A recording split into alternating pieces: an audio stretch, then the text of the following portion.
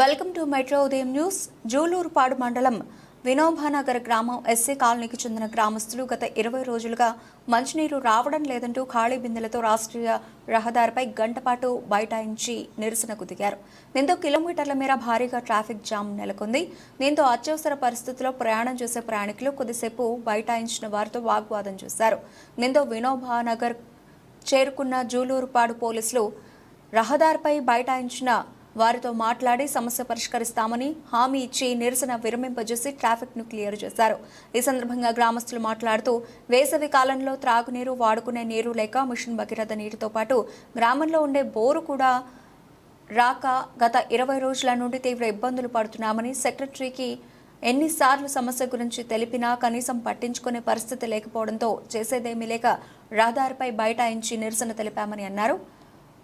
మాడు పగిలే ఎండల్లో నీరు లేకపోతే ఎలాంటి ఇబ్బందులు ఎదురవుతాయో అధికారులకు కనీస అంచనా ఉండదా అని ప్రశ్నిస్తున్నారు.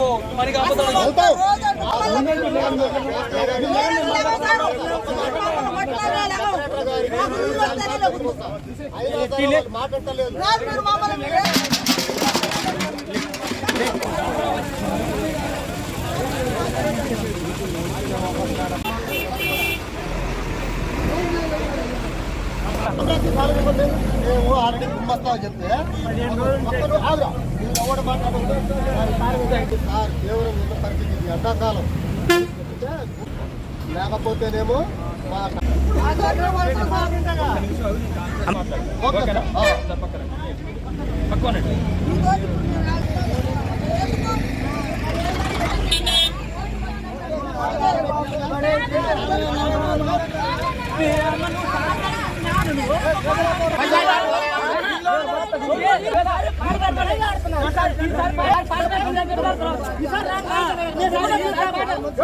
ఇబ్బంది అయితే ఏదో ఒక రోజు రోడ్డు ఎక్కుతారు. మీ ఇష్టం సార్, దీని మీద శ్రద్ధ పెట్టండి అని చెప్తే పంచాయతీలో డబ్బులు లేవు, నిధులు లేవు సార్. కొంచెం ముందు రండి సార్, పట్టుకోండి.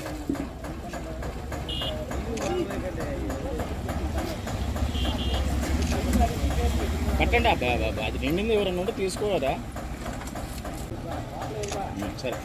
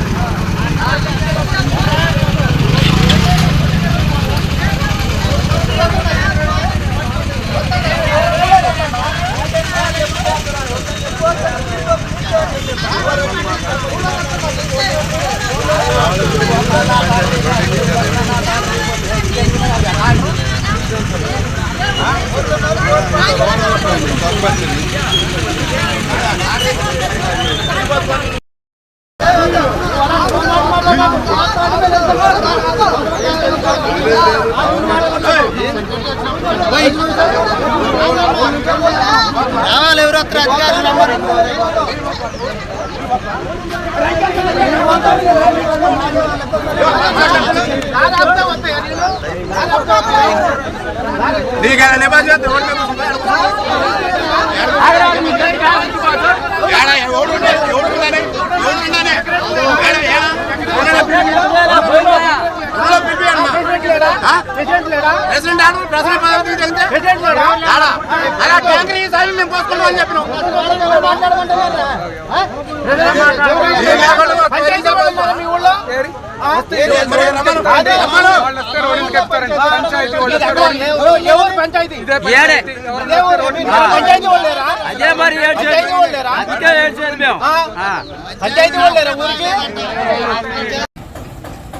మాటపోతలు రాదమ్మండి. మాది వినోబానగరు, జూలూరుపాడు మండలం, మాది ఎస్సీ కాలనీ.